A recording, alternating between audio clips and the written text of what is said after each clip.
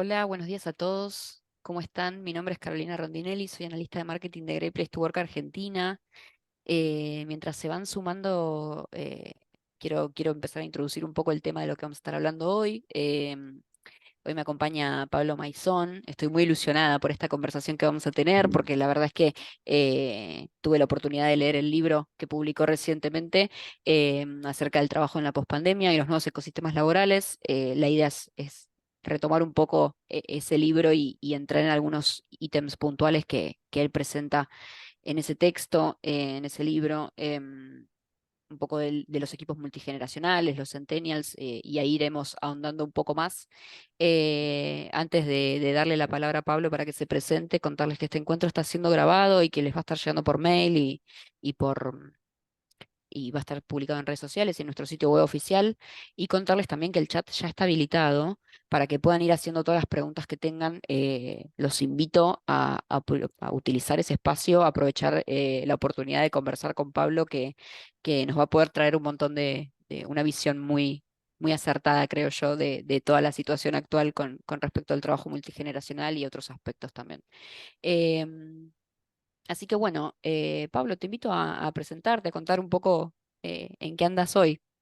Dale, perfecto, Carolina. Bueno, muchas gracias. Un placer y un placer poder compartir esta horita junto a todos los que están participando para simplemente intercambiar ideas, ¿no? La idea es justamente poder contarles algunas ideas que expresé en el libro, que obviamente vienen desde mí y desde muchas investigaciones que hay a nivel global sobre este tema, que lo que traté de hacer es conectarlas con un poco la experiencia práctica que yo he venido teniendo en todos estos años, ¿no?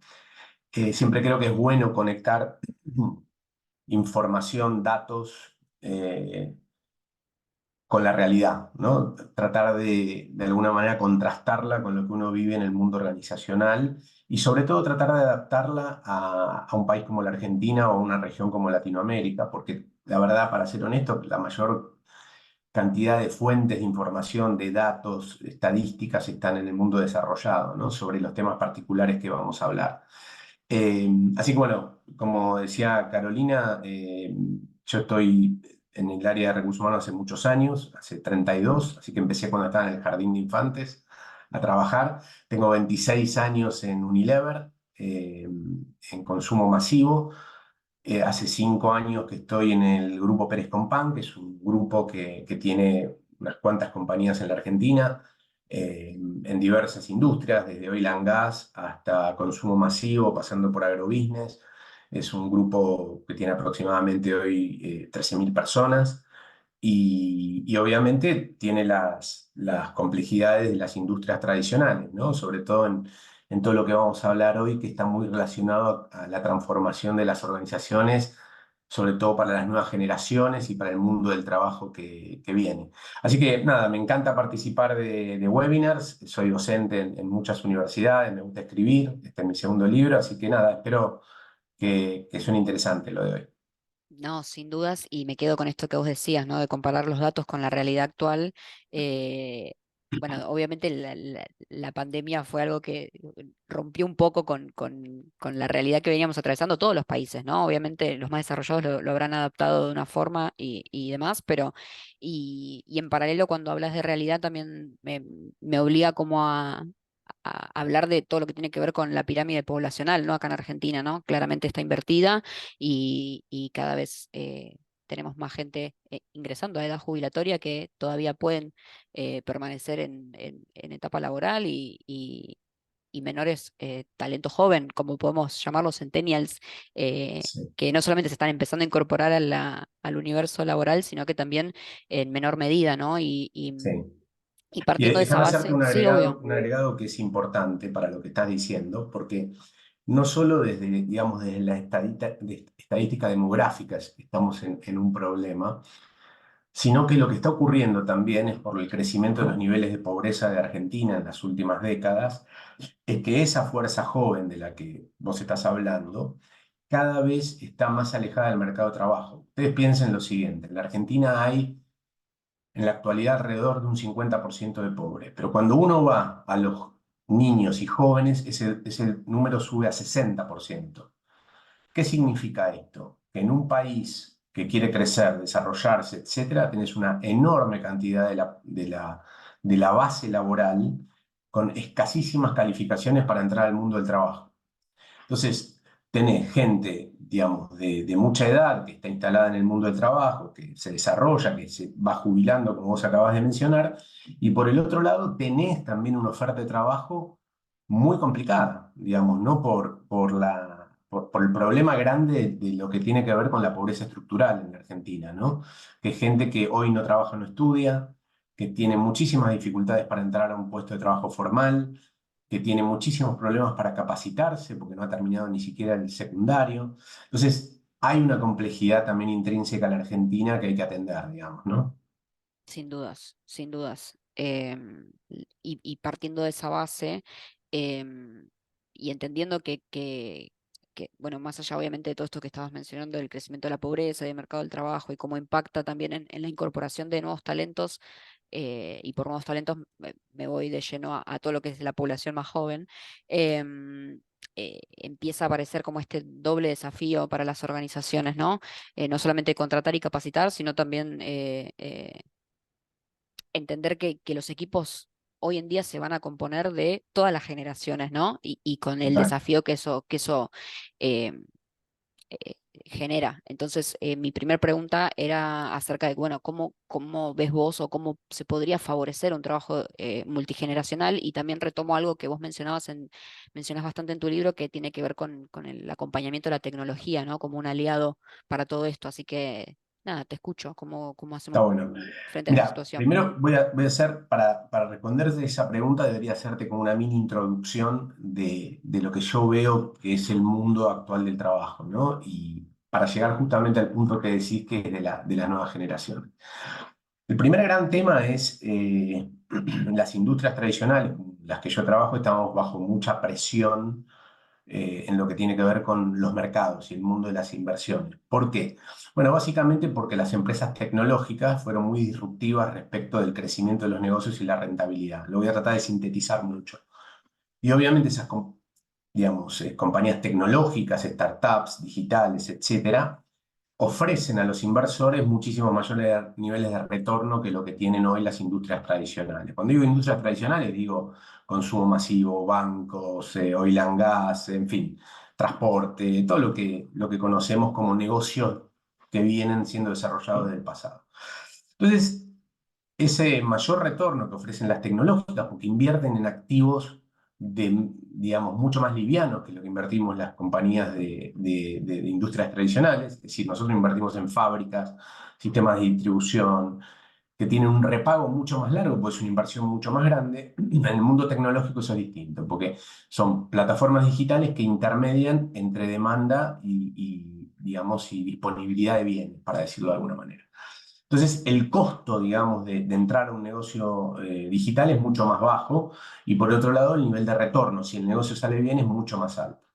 Además, acompaña eso que lo que es la estructura organizacional de un negocio digital o una startup es muchísimo más liviano que lo que podemos tener las industrias tradicionales. Entonces, el primer gran desafío que tenemos en el mundo tradicional es, bueno, cómo logramos tener organizaciones más livianas, más rápidas, más ágiles, con menos costos fijos para competir contra ese nuevo mundo. Ese es un primer gran tema, que de alguna manera explica también por qué vamos a mudar hacia ese modelo de ecosistemas que por ahí después desarrollamos un poquito más. Y el segundo punto, y ahí ya lo conecto muchísimo más con tu pregunta, es que todas las investigaciones y todas las, digamos, si querés, datos que tenemos del mundo centennial en el día de hoy, explican que ese sector de la población no está interesado en tener un modelo de relación laboral ni similar ni parecido al que teníamos las generaciones previas. ¿Qué significa esto?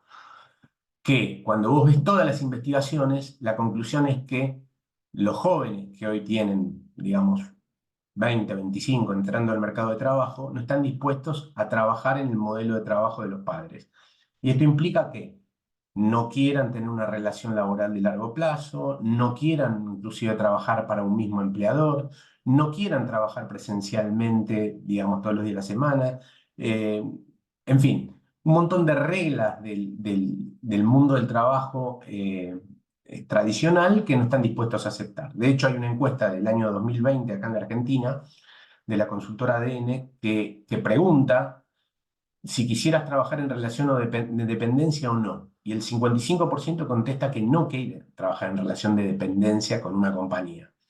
Entonces, esa es la segunda variable, que es, hay un cambio rotundo en el sistema, si quieren, de valores sociolaborales de los más jóvenes, de los centennials, que generan también una dificultad a las organizaciones tradicionales que hemos armado modelos de trabajo, de reclutamiento, de desarrollo para gente que ya no existe. Es decir, tenemos modelos de desarrollo de recursos humanos para un mundo que ya no es. Porque es Totalmente. el modelo que tenemos de desarrollo es: te recluto, te ofrezco carrera, te ofrezco capacitación, acompañarte con la remuneración y llegar a un puesto en tanto tiempo. Bueno, eso es exactamente lo que a los centennials no les interesa. Entonces, el primer problema grande que tenemos es que tenemos una propuesta de valor como empleador disociada de los deseos y valores sociolaborales de los más jóvenes. Entonces, ahí se presenta, y ahí entro ya un poco más directamente a tu punto, es la primera pregunta que nos tenemos que hacer es cómo readaptamos esa propuesta de valor como empleador, justamente para ofrecer algo que esté en línea con los deseos de los más jóvenes, que está relacionado con todo lo que yo mencionaba antes. No, y en Ofrecer modelos de paralelo, trabajo. claro, ¿Qué? perdón Pablo, te interrumpo, porque en paralelo Sí, no solamente es repensar eso y readaptarlo, sino también no desatender las necesidades de las demás generaciones que ya están exactamente. Justo ese era el punto al dentro. que iba. Entonces, la magia de esto diría es, bueno, ¿cómo logramos generar un modelo lo suficientemente flexible de oferta laboral, de trabajo, de modelo de trabajo, etcétera, en un mundo como el de las organizaciones tradicionales, en donde también, como vos decís, tenés muchas otras generaciones que valoran otras cosas, digamos, ¿no? Más allá de que las generaciones nuevas y la pandemia han tenido un impacto cultural, para llamarlo de alguna manera, en las generaciones previas. Todos los que venimos de otras generaciones, obviamente hemos tenido también un impacto respecto de la demanda de los más jóvenes, influencia y también desde la pandemia, que también fue un punto de inflexión, si se quiere, desde el punto de vista social. Entonces, el punto de lo que vos mencionás es muy importante porque tenés generaciones de gente de 50, 60, 40, etcétera, que probablemente tengan intereses distintos y que valoren mucho el modelo en el que se criaron, para llamarlo de alguna manera, que es haber estado mucho tiempo en las organizaciones. Y después vamos a un punto que tiene mucho más que ver con aspectos culturales, ¿no? Que es el trabajo en sí mismo. ¿Cuál es el concepto del trabajo de un centennial y cuál es el concepto del trabajo de un baby boomer, para decirlo de alguna manera? La gran diferencia, y por eso se producen a veces muchas crisis, si quieren, intergeneracionales en una organización, está dada porque para las generaciones previas el trabajo en sí mismo ocupaba un lugar en sus vidas absolutamente distinto al que ocupa hoy para los más jóvenes. Es decir, para las generaciones previas el trabajo era el eje de la vida social.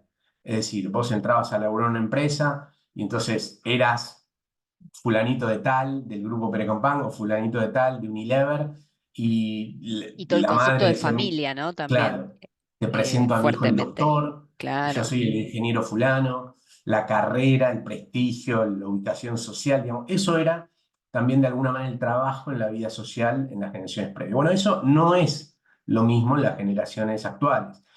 Las generaciones actuales toman el trabajo como una dimensión más de su vida social, que necesitan hacerlo, que obviamente lo quieren disfrutar, pero que no es todo. No es todo en sus vidas, ni siquiera es lo más importante muchas veces. Entonces, como no es todo y tampoco es lo más importante, muchas veces están mucho menos dispuestos a dejar y a ceder un montón de cosas que las generaciones previas dejábamos y cedíamos en pos del trabajo. Digo, esto es una descripción, si querés, producto de los datos con los que contamos, no es una opinión mía, porque el otro gran No, problema es incluso. que tenemos, que es lo que ves en las organizaciones, que muchas veces las generaciones previas se enojan con estos datos. Entonces lo simplifican en, pero no quieren laburar entonces. Entonces, yo que me rompí el lomo laburando 10 horas por día y ahora ellos no. es una discusión como bastante Totalmente. inconducente, ¿viste? Porque en realidad son valores laborales. Ni hablar. Y ahí incluso te quiero traer un dato nuestro de Great Place to Work, que el año pasado lanzamos el ranking de Generación Silver y el ranking de talento joven, ¿no? Entonces justo nos fuimos a analizar como los dos extremos y pasaba algo muy interesante que junto a todo esto que vas contando, quiero llevarlo como un ejemplo muy mínimo, ¿no? Resulta que la generación Silver reconoce como los beneficios eh, o valora los beneficios que le ofrece su compañía casi a un 91%, versus los Centennials que manifiestan un 80% de favorabilidad, ¿no? Frente a esta información. Lo que se vuelve muy interesante porque, claro, ahí te vas dando cuenta, por ejemplo, esto que vos decías, la generación Silver va a decir, che, no, para, esto es un beneficio ganado que después de tantos años logramos obtener, y la generación Centennial te va a decir, esto tiene que estar dado, entonces para mí no es un beneficio, ¿entendés? Hablo de Claro, flexibilidad, de todo esto que vos mencionás. Digo, total, cómo ellos van incorporando, hay cosas que para los centennials ya tienen que estar dadas, total, flexibilidad, todo lo que tiene que ver que seguramente más adelante lo toquemos porque me parece que está bueno todo lo que tiene que ver con la concepción de la jerarquía, ¿no? El totalmente. reconocimiento, ¿no? Así que Sí, y te diría, son varios los aspectos.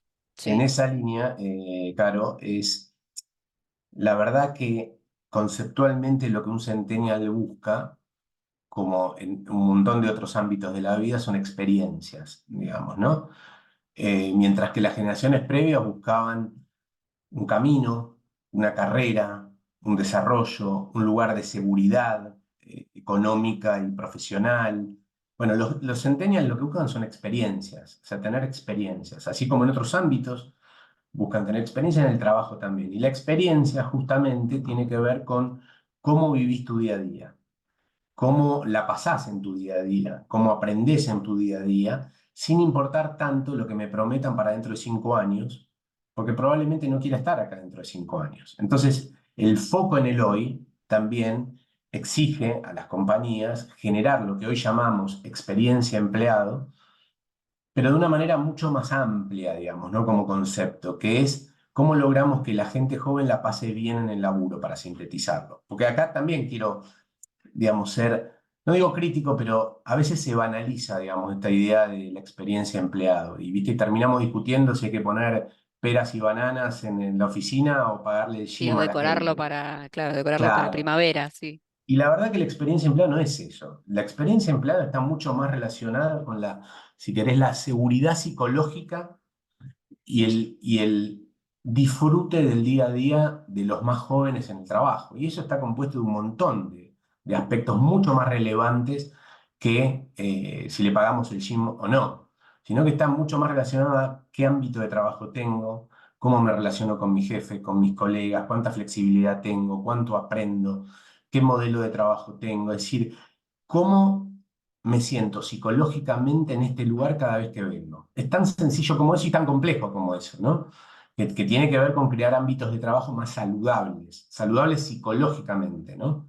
Y ahí te diría que lo que vemos, y se ve también a través de muchas investigaciones, es que en países como la Argentina o en Latinoamérica, como el mercado de trabajo todavía no es lo dinámico que necesitaríamos, porque la economía no crece al ritmo que debería crecer, porque no hay tanta competencia hoy, inversión extranjera para generar nuevos puestos de trabajo, hace que mucha gente esté trabajando en ámbitos donde no está disfrutando el trabajo y que a veces tiene hasta sufrimiento psicológico, porque no tiene opciones. En los países desarrollados, cuando vos ves la gran renuncia, en realidad lo que pasó es que en un mercado como el americano, que hay laburo de sobra, la gente empezó a irse en, digamos, de a cientos de miles de los lugares donde trabajaba, mudándose a otras compañías, emprendiendo por sí solo. Y hoy Estados Unidos es un mercado en el cual no se consigue gente para un montón de puestos de trabajo, puestos básicos de trabajo. No, la gente no va. Hace poco hablaba con un colega mío de Estados Unidos, de McDonald's, que me contaba que, viste, hay veces que hay turnos en algunos estados de la mañana a la tarde que no pueden abrir porque no tienen gente que esté dispuesta a ir a laburar por determinado salario, hacer determinada cosa por un tiempo que requiere Totalmente. entrenamiento. Entonces, Argentina y Latinoamérica en ese sentido es un poco compleja porque no se da esa dinámica laboral en donde la gente, cuando la pasa mal en un lugar, puede ir rápidamente a otro. Y eso también baja la competitividad entre las empresas, ¿viste? Porque al tener tanta gente cautiva, también muchas compañías se preocupan menos, ¿viste? Por generar condiciones de salubridad psicológica adecuadas, para decirlo de alguna manera. Y lo que te pasa, lo que te termina pasando, es que tenés mucha gente rehén en compañías, pero no pasándola bien. Y ahí, digamos, también Y empezás a ver un afecta, montón, sí, un claro, montón tipo de casos dominó, o de, sea, hay un libro que, hay un capítulo del libro que se llama Ansiedad, como ansiedad como, digamos, enfermedad de época, para llamarlo de alguna manera, que justamente es lo que genera eso, un ambiente de trabajo psicológicamente adverso en la gente, niveles incrementales de ansiedad terrible, viste, de tensión, de estrés, de burnout. totalmente.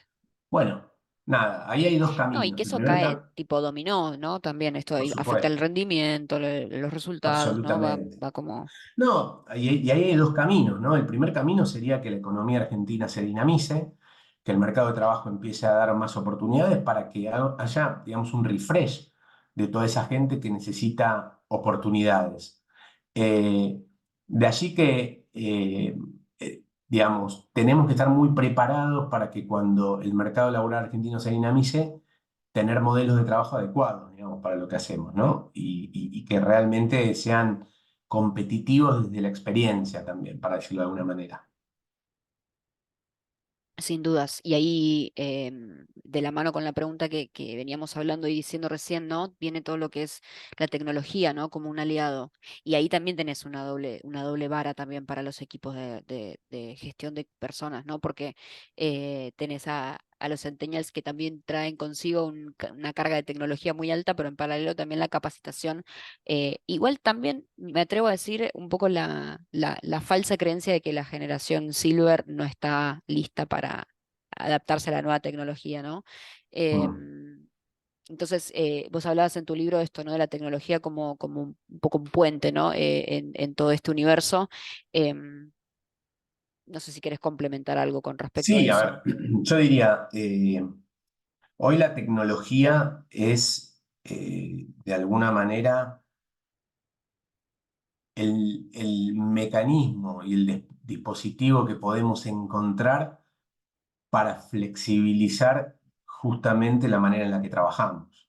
Es decir, sobre todo incorporando lo que es la tecnología cotidiana al mundo del trabajo, ¿no?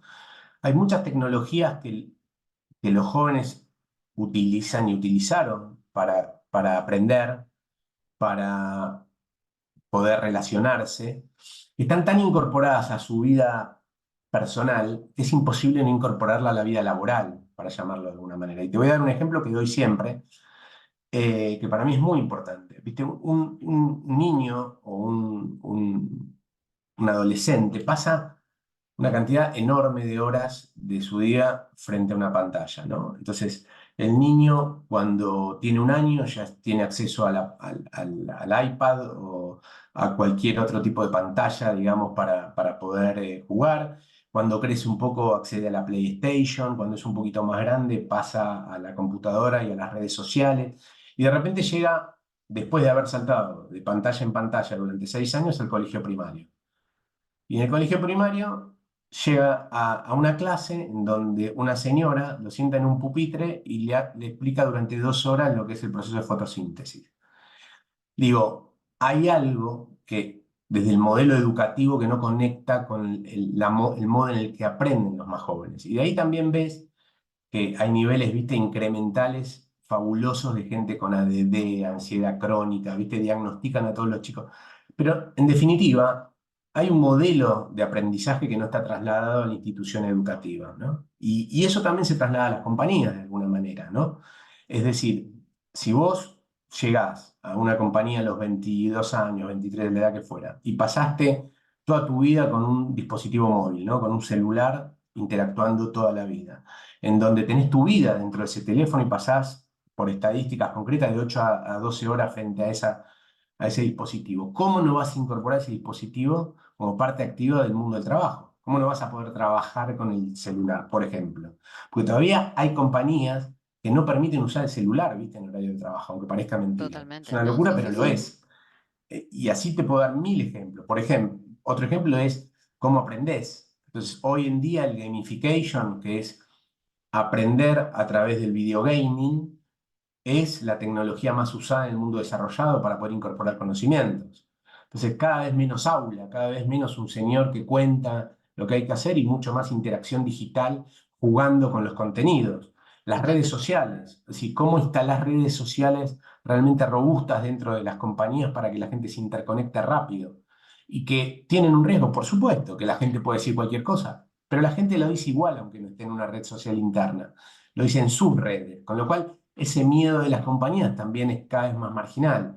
Y así podría seguir nombrando un montón, digamos, de tecnología que obviamente uno necesita incorporar de manera activa al trabajo, justamente para facilitar el mundo de los más jóvenes con la mayor normalidad posible, ¿no? Ujú.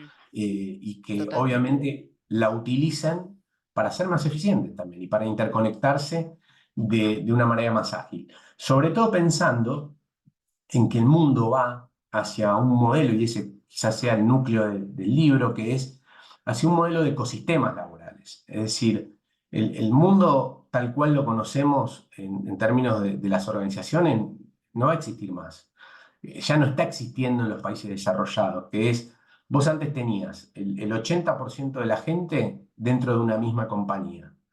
Y el 20% de toda la gente que operaba te daba servicios desde afuera. Es decir, tenías consultores, tenías agencias, tenías, en fin. Bueno, eso es lo que está moviéndose hacia un esquema opuesto. Se estima que en 10 años el 20% de la gente va a ser parte de la organización core y el otro 80% va a prestar servicios desde afuera. Es decir, vas a tener plataformas de freelancers, vas a tener terceros, vas a tener consultoría, vas a tener shared services, vas a tener tu modelo, digamos, de satelización que es el que te va a dar servicio a lo que es la core company, que cada vez va a ser más chica. ¿Pero por qué? Para competir, como yo decía al principio, con el mundo digital, que Te es iba a como decir funciona en exactamente eso, general claro. el mundo digital. Exacto. Entonces, fíjate que vamos a tener el 20% sentado bajo un mismo techo en un mismo lugar y el otro 80% fuera del techo de las organizaciones, fuera de la misma compañía, inclusive trabajando para más de una compañía, en proyectos totalmente diversos. Entonces, cuando uno ve ese escenario, primero dice, muy relacionado a tu pregunta, bueno, la tecnología es todo para unir esos dots, digamos, ¿no? Hoy, digamos, con el clouding vos podés acceder a datos desde cualquier lugar del mundo de A manera cualquier ilimitada. hora, totalmente. Sí, sí, sí. Entonces, ese es un primer, digamos, una primera conversación que es, bueno, cómo utilizamos la tecnología para facilitar ese nuevo mundo. Y la segunda, y yo creo que es más crítica, es cómo adaptamos todos nuestros modelos de trabajo y de gestión de capital humano para un mundo que es absolutamente diferente y que no está ya focalizado en tenerte en este lugar aquí todo el tiempo y de manera presencial. Por eso digo que a veces, viste, las discusiones sobre presencialidad y virtualidad atrasan un montón, pero lo digo con respeto. Estamos discutiendo algo que es inevitable. Es decir, que el mundo va hacia un modelo de trabajo muchísimo más flexible, donde ni siquiera se va a discutir en 10 años si tenés que estar 2 días, porque no van a trabajar para la misma compañía. Es decir, el modelo de flexibilidad natural al que se va es gente trabajando para muchas compañías, desde plataformas como freelancers, por proyectos. Entonces, en 5 años, la discusión de, che, ¿son 3 días de presencialidad o dos? Bueno, nada, va a ir quedando como un poco en desuso, ¿no? Sí, totalmente. Ahí yo creo que más allá de todos estos desafíos que venimos mencionando, se suma uno más que tiene que ver con la confianza, ¿no? Entonces, creo que ahí las organizaciones tienen que, porque yo en paralelo, mientras te escucho, también digo, hay muchos mitos o creencias, ¿no? Con respecto a esto que vos decías, no sé, trabajar con la tecnología, usar la tecnología como aliado, tener en consideración que el colaborador puede trabajar de la misma forma desde su casa o desde cualquier parte del mundo, aceptar que es una realidad, como lo que venís bien diciendo vos, pero en paralelo juega el factor de la confianza, ¿no? Que para nosotros también desde Great Place to Work es un tema que analizamos todos los años, em, porque eh, estamos como, tenemos que hacer como una doble readaptación, no solamente readaptarnos para las generaciones más jóvenes, sino también readaptar lo que ya estaba para que eso sea claro, permeable, se permita, ¿no? claro, Y creo que ahí la confianza es un tema que hace que, por ejemplo, hoy sigamos teniendo esta discusión de presencialidad o no. Em, total. Ahí la hay un verdad. temazo Mm. que es, bueno, claro, ¿cómo construís confianza? Y ahí, digamos, la confianza es un bien, hay un libro muy bueno que se llama Trust en inglés, no me acuerdo, después les voy a pasar, es de un autor japonés de hace muchos años que se llama Confianza, es el título, ¿no?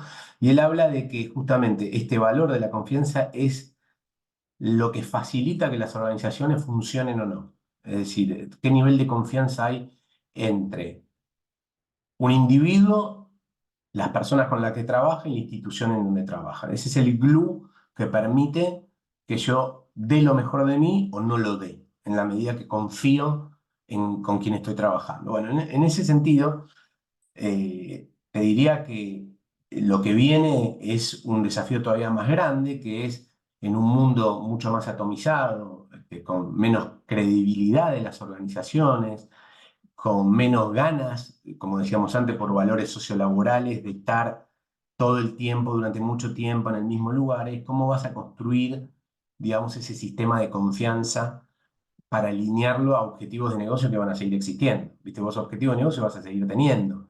Entonces, ¿cómo lográs, digamos, generar un modelo de trabajo de confianza, con propósito, y hacerlo funcionar de la mejor manera posible? Es un gran desafío, ¿viste? Que vamos a tener. Por eso No, también los roles de totalmente. recursos humanos van a cambiar radicalmente. Es decir, va a ser otro el mundo de capital humano y vos vas a necesitar, yo en el libro cuento los 4 o 5 roles que yo creo que van a ser más importantes, pero uno de ellos es expertos en colaboración. ¿Viste? Es decir, cómo logras crear ecosistemas de trabajo en donde haya colaboración y confianza entre miembros que están atomizados, digamos, ¿no? Entonces, ¿cómo laburás con eso? Eso es un trabajo mucho más delicado y más complejo que el que tenemos hoy, que tenemos a la mayoría de la gente bajo el mismo techo todo el tiempo y bajo el control, porque ahí está el otro tema que vos lo mencionaste recién. O sea, las compañías todavía creemos que el control visual o el control mejora la productividad, cuando está demostrado que no la mejora. Y hay mil No, estadísticas, totalmente. investigaciones que te demuestran que no la mejora la productividad. Pero bueno, son mindset también, y en esto yo soy muy respetuoso porque la verdad es, hoy las organizaciones en el mundo están lideradas por gente de paradigmas del pasado. Digamos, es un hecho, digamos, y no lo digo de manera peyorativa, es gente que se crió en un modelo y en un paradigma laboral como el que yo mencionaba antes, y hoy está liderando compañías. Y obviamente está liderando desde esos paradigmas del pasado y no de los paradigmas que se están instalando para el futuro. De ahí el gran desafío para todos los líderes que estamos hoy en posiciones, digamos, de responsabilidad es cómo construirse ese futuro, digamos, organizacional, desprendiéndote de esos paradigmas que vos construiste durante 20, 30 años No, ni para ser más hablar. competitivo, ¿eh? No para ser más bueno o más No, malo, no, porque no, no, digamos, viste que totalmente. O esto no sea, es, no es una discusión de bondad o maldad, es de cómo sos más eficiente construyendo modelos de organización competitivas, para llamarlo de alguna manera. no, y creo que va muy de la mano con esto que venías diciendo, todo lo que tiene que ver con el bienestar o la parte más saludable, ¿no? Creo que el líder o los nuevos paradigmas lo que nos invitan es a que los líderes tengan esta suerte de ser un nexo, tipo, de una gran red donde lo que ellos tienen que hacer es favorecer espacios saludables de cercanía, de bienestar, de confianza. De nuevo, vuelvo a repetir la palabra porque creo que es primordial. Total. Y te Entonces, voy a dar una complejidad, déjame que te dé una complejidad de eso que acabas de decir, porque para mí es súper importante. Ahora para ponerme, pues si no, parece que estoy en una campaña pro Centennial y quiero ser lo más justo y balanceado posible. Entonces te voy a decir cuál es la complejidad, vos me lo preguntaste al principio, esa interacción generacional. Te voy a decir cuál es la complejidad. Vos tenés, por ejemplo, chicos, centennials, con determinadas características. Sean ni mejores ni peores, son características. Muchas de esas características están relacionadas a 2 o 3 temas que también describo en el libro, que son parte de, digamos, de esos valores sociolaborales. Por ejemplo, tienen un umbral de frustración mucho más bajo que las generaciones previas. ¿Qué ocurre? Vos antes, para llamarlo de alguna manera, tenías como el cuero más duro. Entonces entrabas a trabajar, el tipo, tu jefe te trataba mal, vos te la bancabas, te volvía a tratar mal, te la bancaba, lo cual no es bueno. Digamos, ahí te tirando un tiro positivo para los centenios, que no se bancan ese modelo. Entonces, tienen niveles de frustración más rápido. No, me trató mal. Yo, con mis hijos me pasa. Mi hija que trabaja es guionista, directora de cine. Entonces, bueno, entonces, no, pero mi jefe me dijo, le digo, bueno, Cami, fíjate cómo le puedes charlar. Bueno, primer tema, ¿no? Umbrales de frustración más bajos. Segundo tema, una necesidad de acompañamiento y coaching muy importante de parte de sus jefes, que es enseñame, acompañame, guíame, dame feedback, coachame. Segundo gran tema. Y tercer gran tema, que son hipercríticos de la autoridad y de la gente que, así como son hipercríticos de los padres, son hipercríticos también de la institución y del jefe, rápidamente. Y no es de manera destructiva, es porque son así.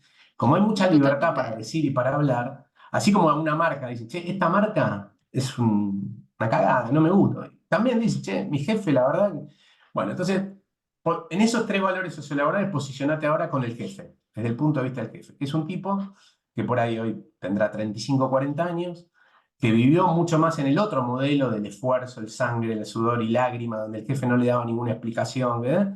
Se encuentra con un chico hoy que primero le dice, che, no estoy de acuerdo con lo que vos haces. Ok. Segundo, me dijo dos cosas mal y ya me empiezo a frustrar. Y encima le pide que lo coachee, lo acompañe y lo contenga. Digo, es un problema, digamos, si querés, de valores sociolaborales que colisionan en algún momento. Por eso es tan importante trabajar en que ambos entiendan al otro, ¿entendés? Es decir, que el tipo que hoy tiene 35 o 40 años entienda por qué el más joven piensa lo que piensa y que no es que derrompe, y que el más joven también entienda por qué a lo mejor la persona de más años piensa que tiene que cumplir un horario, para llamarlo, para dar un ejemplo, digamos, ¿no? De ese entendimiento mutuo es donde pueden salir relaciones un poco más armónicas, digamos, ¿no? Porque si no se establece como una guerra de valores. Che, va, vos que no me da feedback y vos que no querés venir a laburar. Entonces, nada, es súper importante que ese trabajo intergeneracional sea robusto. Viste, que haya conversaciones, que haya feedback, que haya Sí, entendimiento. Acá no hay cercanía, gente totalmente. mala, buena o valores sociolares malos o buenos. Somos lo que somos. La cuestión es cómo logramos sacarnos de la mejor manera posible todas esas mochilas, si querés, paradigmáticas que tenemos, para relacionarnos mejor con el otro. En este caso, el otro es alguien más joven, pero podría extenderlo a todo lo que es la diversidad en el mundo del trabajo. En No, y, realidad, para y hoy, ahí, perdón, Pablo, te interrumpo un segundo, porque de la misma forma que vos hablas del entendimiento hacia los centennials con el entendimiento hacia las demás generaciones, ¿no? Y toda esta parte que absolutamente, tiene que ver no sé, hasta me puedo ir hasta, no sé, al edadismo, ¿no? Y todo lo que tiene que ver con la concepción con la que vienen los jóvenes bueno, no, tiene determinada edad, no entiende, no sabe, no puede. totalmente de acuerdo, ¿viste? Ahí hay un trabajo también que es de, che, bueno, entendé por qué este tipo laburó 20 años y venía de lunes a viernes 10 horas. O sea, ¿qué hay detrás de eso? No es que está loco y que rifó su vida, ¿viste? Hay algo que tiene que ver justamente con esto que hablamos, que son los valores sociolaborales. Y es muy importante, ¿viste? Entendernos y comprender al otro. Y eso lo extiendo a todos los aspectos de la vida, ¿no? A lo que tiene que ver con diversidad, es lo mismo. Es decir, si vos querés tener una compañía realmente diversa, tenés que entender al que piensa diferente, el que tiene una preferencia sexual diferente, el que es de otra generación, en fin. Digamos, un concepto de diversidad realmente ampliada es aquel en donde la gente puede por un momento correrse de su eje, digamos, de valores para entender al otro que tiene otros valores sociolaborales, digamos, ¿no? Otras preferencias. Claro, sí, sí, abrazar y adaptar esas nuevas visiones Totalmente. Y aceptarlas, ¿no? Y convivir de la manera más, si querés, eficaz posible, vamos a decir. claro, tal cual, porque incluso si lo pones de esta manera, lo que entiendo que le pasan a otras generaciones es no poder aceptar eso porque ellos no pudieron trabajar de esa forma, digo, no podían venir como a hacer grandes planteos porque no estaba permitido o no estaba como no era correcto, ¿no? En el ámbito de trabajo y se complementa todo esto que venimos diciendo, ¿no?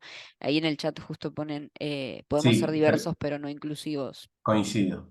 Coincido Em, porque para mí la inclusión justamente está mucho más relacionada a que la gente pueda hacer, decir y estar en un medio de la manera más libre posible, digamos, ¿no? Es decir, que en la práctica exista, digamos, la interrelación y la aceptación y el funcionamiento, ¿no? Es Totalmente. cómo recibís, cómo acogés a la persona y cómo la ayudás a desarrollarse Ujú. en un ámbito, digamos, de trabajo. Totalmente, y me da pie también para seguir con la siguiente pregunta, que en realidad un poco la fuimos respondiendo, ¿no? Pero me queda como dentro de todo esto que venimos conversando entre los líderes y los centennials y este ida y vuelta, ¿no? Em, También pasa algo muy interesante que tiene que ver con la concepción de la jerarquía, que vos también lo hablas en tu libro, y todo lo que tiene que ver con el reconocimiento, ¿no?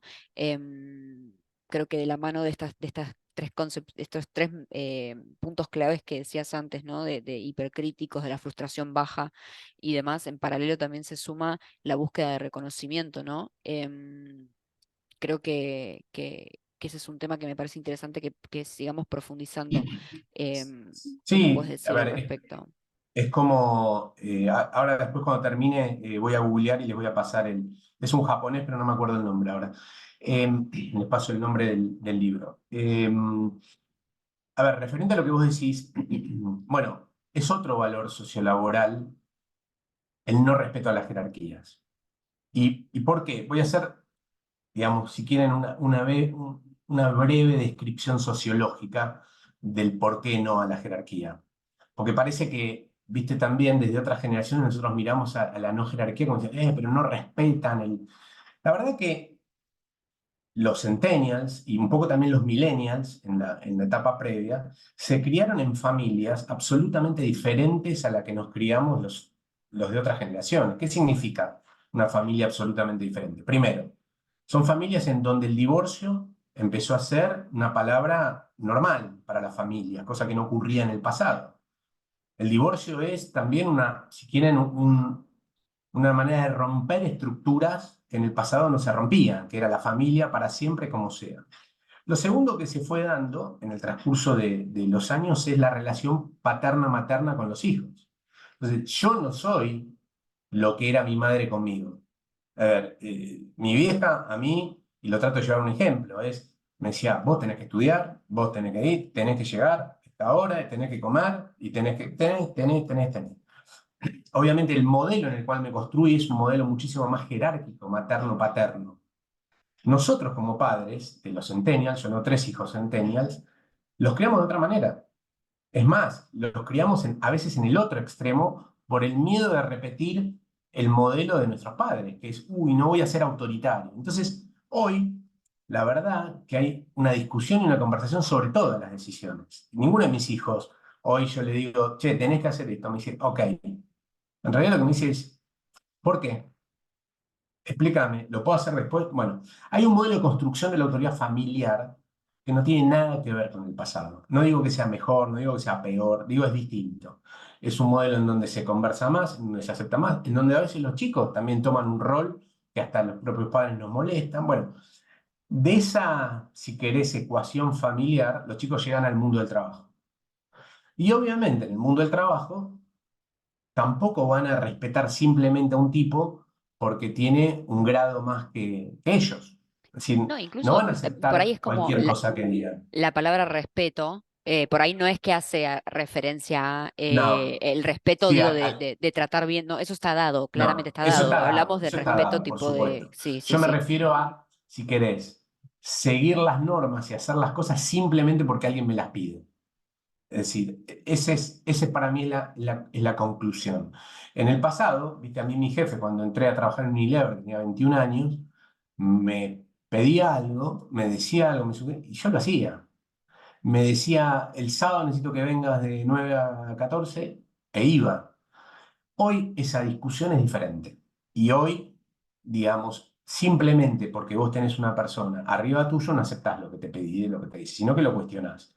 no está ni bien ni mal, simplemente digo que hay una noción de jerarquía absolutamente diferente. Y la cuestión es no pelearse con eso, no blasfemar por eso, ni a uno ni a otro, sino también, de nuevo, encontrar modelos eficaces de relacionamiento en donde el jefe sea un poco más colega de la persona, que tenga los conocimientos suficientes para poder enseñarle, que le genere también experiencias de trabajo adecuadas para que el proceso de trabajo funcione, más allá de una orden, Totalmente. Y digamos, acá, ¿no? y acá se pone en juego de nuevo, perdón por ser repetitiva con esto, ¿no? Pero todo lo que tiene que ver con confianza y cercanía, eh, donde los líderes le dan el espacio a los colaboradores para hablar, para conversar, para dar este feedback. Como decíamos también, ¿no? Esto de que sean hipercríticos, digo, porque si bien son hipercríticos, es con criterio en cierto punto, no es que van criticando absolutamente todo lo que va sucediendo. Entonces, habilitar esos espacios.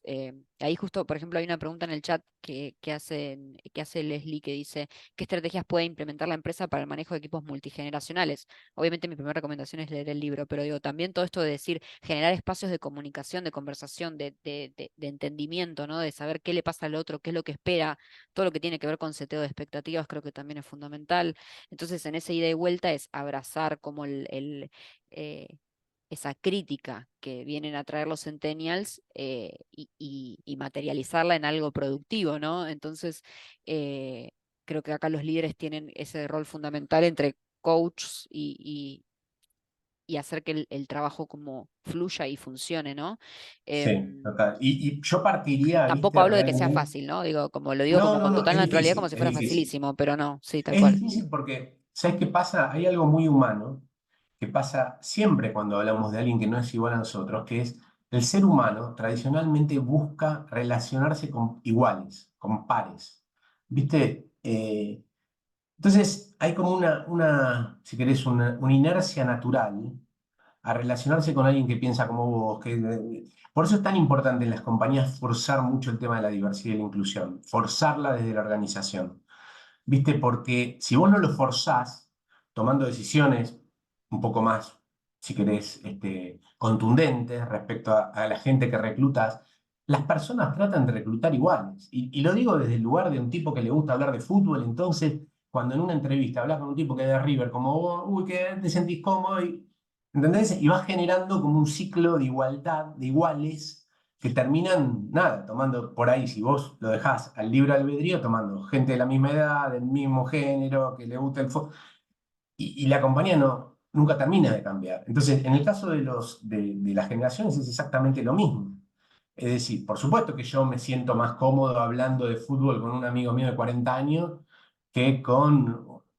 Ahora, la cuestión es que las organizaciones necesitan de todos de la manera más inclusiva posible. Y en ese sentido, creo que es súper importante partir de que entendamos cómo piensa el otro, ¿viste? Y no demonizar al otro, porque hay mucho ¿viste? De demonización incluso en lo generacional. ¿Viste? La simplificación pero a estos pibes no les gusta laburar y no quieren sacrificarse. Y del otro lado es, uy, pero son autoritarios, ¿viste? Quieren... ¿entendés? Entonces, esas demonizaciones hacen que no entendamos los por qué pensamos cada cosa, ¿viste? Y nos acerquemos para entendernos. Entonces, Claro. mucho las compañías tienen que hacer en esa línea, ¿viste? Nosotros hicimos, por ejemplo, un trabajo muy importante de eso, ¿viste? De decir, che, valores sociolaborales de los más jóvenes, piensan esto, de esta manera, ¿cómo podés acercarte a estas ideas? ¿Cómo podés bajar digamos, la defensa? ¿Cómo conectás? ¿Viste? Hay mucho de ese trabajo para hacer, realmente.